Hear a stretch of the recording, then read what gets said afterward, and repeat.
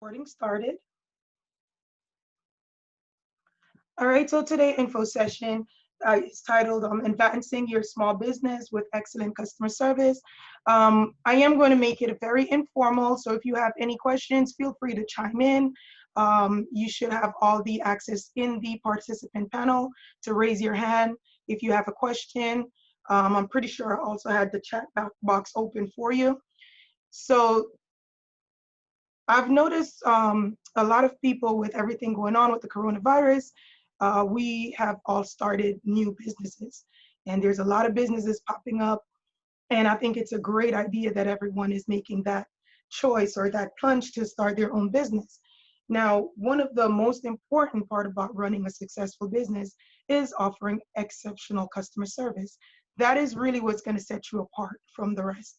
And I've noticed a major lack of proper customer service in the small business, especially the local ones around here. So I decided to offer this free info session in hopes that I can share little tips, tricks, of how you can incorporate customer service to your business in order to set yourself apart.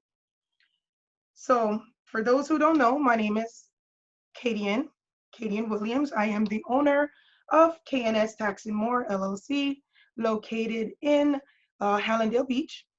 Now, I offer in my practice, I'm a tax accountant, and I offer bookkeeping services as well as notary services. I'm a loan signing agent.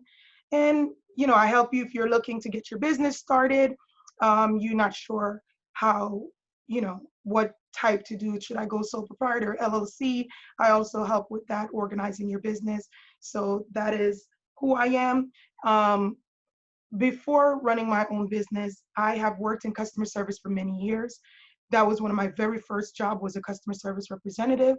I went from just being a rep to a trainer to a supervisor. So I do have a good solid understanding as to how important customer service is to a business. And that's where I'm hoping that my experience, I can come in, just share some of the little tips and tricks I've picked up over the years to help with excelling in your business by offering great customer service. So the topics I want to touch on today, we're going to talk about what is customer service, why is it essential to your business. I'm going to introduce an acronym that I came up with, SEA, which covers what exactly does customer want. And we're then going to cover the last approach, which is to show you how to handle when a customer has a problem. And finally, we'll just discuss various other form of customer service that we might not usually think about. So first, I'm going to say, what is customer service? Now, the dictionary definition is the assistance and advice provided by a company to those who buy their products and services. It's very vague. For me, I think customer service, to offer great customer service, I have my favorite quote there, the golden rule, which basically says, treat others as you would like to be treated and respected. And I think if we all think about that in the realm of our business, just treat our customers the way we would want to be treated as customers. And I think you pretty much have it down pat as to how to offer great customer service. So if we keep the golden rule in mind, that will be a big help as we move forward. And I actually found this online and thought it was pretty cool. And it talks about, as you can see there, if you don't take care of your customer, then someone else will, right? Someone else definitely will, because one of the things we need to talk about is what really set a business apart. We're all in business. I'm a tax accountant. I do tax preparation. You have H&R Block. You have all these local people, big companies, small companies, who offer the exact same services I do. What's setting me apart from them? And that's where customer service comes in. You need to set yourself apart from the rest.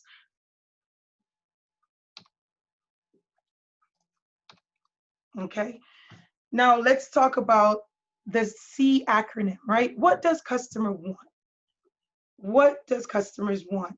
Customers want to be heard. They want to be understood. And lastly, C. If you perform C, which is smile, eye contact, and acknowledgement. If for the remainder of this session you gather nothing else from me, I would like you to take away that acronym, SEA. Smile, eye contact, and acknowledge. Okay, so let's think about it for a second. And I'm going to use common businesses that we have, Publix versus Walmart, right? These are two of the common places that people go shopping for their grocery. Most people know that Publix might be a little pricier than the rest, but what set Publix apart? Have you ever noticed when you walked into Publix, you'll get a smile. Someone is going to greet you. And if you don't get that initial greeting, when you walk up to the register, they're going to turn to you and smile. Did you find everything you were looking for today? That sets them apart. That makes you want to spend that extra money, even though it's a little pricier than going to Walmart. But you know you're going to walk into a clean atmosphere, a friendly atmosphere. So it keeps you going back, right? So you want to smile. Smiling is contagious. Put a smile in your face all the time. A customer walks into your place of business, smile, greet them. Hi, good morning. How are you? How can I help you? Offer your services. Do not take your customers for granted. You are not the only business out there. They can easily walk around and go somewhere else. So you need to set yourself apart. Okay? And again, smiling is contagious. I cannot tell how many times someone walks in with a frown on their face and you smile and just say hi, and it's almost immediate they're going to smile back. It's a contagious. Keep doing it. Put that smile on your face. Acknowledge the customer. Look at the customer. Look at them in the eye. And usually that in itself is a good start. That's going to set you apart, right? And as you can see here, what a customer don't want. A customer wants to be heard. They do not want to be cut off. So a customer comes to you and they're talking to you, listen, don't cut them off. And this is where the saying comes in that customers are always right, even though I don't exactly believe in that saying, but you have to approach your business as though your customers are always right.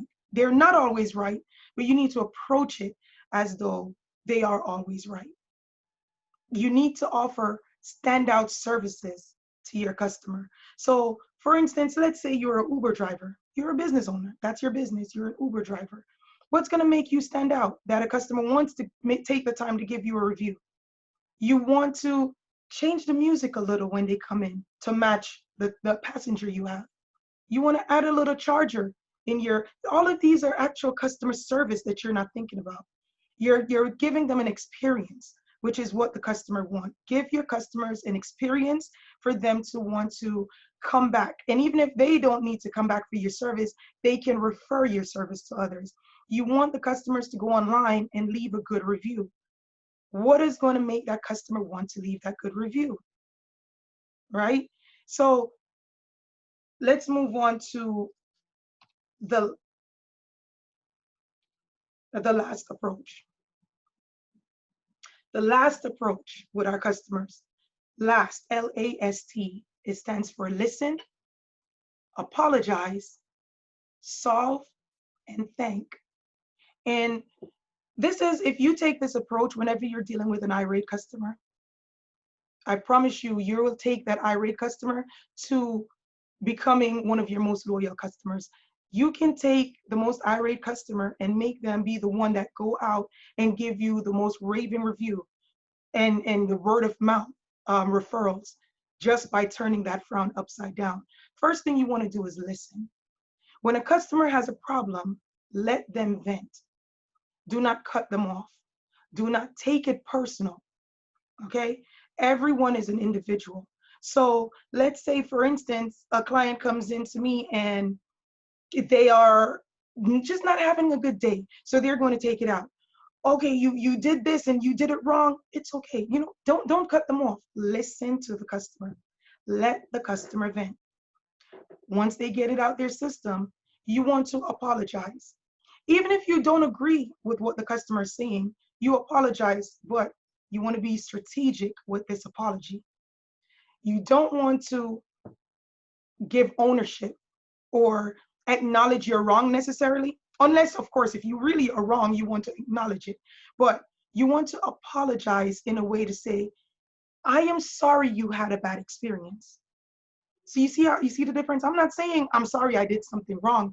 I am sorry you had a bad experience. Okay? Once you apologize, you letting that customer know, I hear you. I'm sorry you had a bad experience. And sometimes it's even good to paraphrase what the customer was saying. I'm sorry you had a bad experience with so. Now I'm going to move right into solving the problem. Okay? I'm sorry you had a bad experience, but here is what I'm going to do to help. Sometimes you don't have the exact answer that's going to solve the problem right then and there, but it's okay to say to the customer, your client or whomever, um, here is what I will do. I am going to take a moment to research. I'm going to take a moment to look this up because I don't have the answer in front of me. Just acknowledging that to the customer, that you're willing to do something to help solve their issue. Okay? And lastly, you want to thank them. Make sure you have solved the problem. Okay?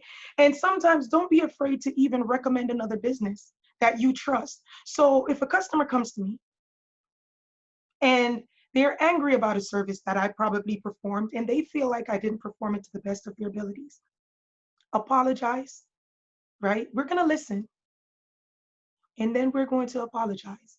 And sometime in that solution that I'm going to offer, it might be best for you to see so here is, Derek. He is a great guy who also does this service, and I think he might be best suited to help you with your problem. That's a solution. So sometimes people think a solution has to be giving a definitive answer. It's just even giving the right direction. That's a solution. And once it's all said and done, you want to thank the customer. You want to thank them for bringing the problem to your attention. Thank you for bringing that to my attention because now I will know how to address it differently next time. Okay? So the last approach, you want to keep that in mind. You want to listen, you want to apologize, you want to solve, and you want to thank the customers. Because remember what we're building here, we're building experience, right? You want to set yourself apart from the rest because we're all in the same business. You know, one of the most common things that I've heard, and I'm pretty sure there was a meme going around, showing the bread aisle in a supermarket and showing you all the various different bread that is on that shelf. Okay, that is from all these different companies, but they're all still there. They're all still selling and they're all still making money because there is something there for everyone. So don't think because you and someone is in the same business, they're your competitors. No, you're competing with no one but yourself. You are your own competitor. Make yourself a better you. That's your goal. Once we've gone through the last approach, there's a few other things people don't think about. That's a little different than when you think about customer service. And this was the big one that got to me, why I decided to put this training together. Online etiquette. You are a business owner. You need to conduct yourself as a business owner, okay? You need to be professional. You need to be polite. You need to check your spelling and your grammar when you're posting online.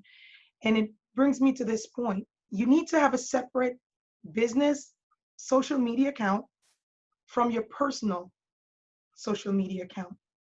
If I am looking for a, a hairdresser and I go online, I am not trying to scroll through all the pictures of your kids and your kids' birthdays and the party you went through last week because that's what you post in your personal. Create a business page. Let Google be your friend to spell check. In fact, I'll give you a tip on spell checking. If I'm making certain posts, I open up a Word document because Word document is going to check you. It's going to grammar check you as well. So that way you have proper grammar, proper spelling. before you post it. Remember, when you post your information online, you are doing this, you're posting your content because you would like to grab other customers to you. You want customers to come to you as a professional. So as such, you need to present yourself accordingly online. So yes, this is all a part of that customer experience that falls into that customer service that you need to offer to set yourself apart. Your online etiquette is key. Okay. Um, as a lot of you young people coming up, I noticed one of the most common business that's coming up is retail. You're you're selling clothing lines, hair extensions, eyelashes, makeup, whatever you're selling. If a potential customer inbox you and ask you about your product, please do not be sassy with the customer because they're only inquiring about your product and not exactly making the purchase right then and there. And I'm saying this because I've seen online where a young lady is selling clothing, a potential client asked her, "Hey, do you have this item in such and such size?" But they answered, and the conversation ended where the business owner said to the client, the potential client, "Are you looking to buy right now?" They said no. Response was, "Well, if you're not looking to buy, why are you bothering me?" Wow. That is not the way a business owner conduct themselves. Okay? A customer is not obligated to you. It is up to you to prove yourself to your customers. If a customer comes to you and you give them that form of an attitude, it's easy for them to turn away and make another click online to another retailer, to another person. You need to set yourself apart and you need to conduct yourself as a business owner. Okay? So if the customer says, "Hey, I'm not looking to buy now," it is okay to still give the information, because many times I myself might not want your product, but based on the way you're conducting yourself, I see a friend asking, "Hey, do you know someone who sells this or who does this?"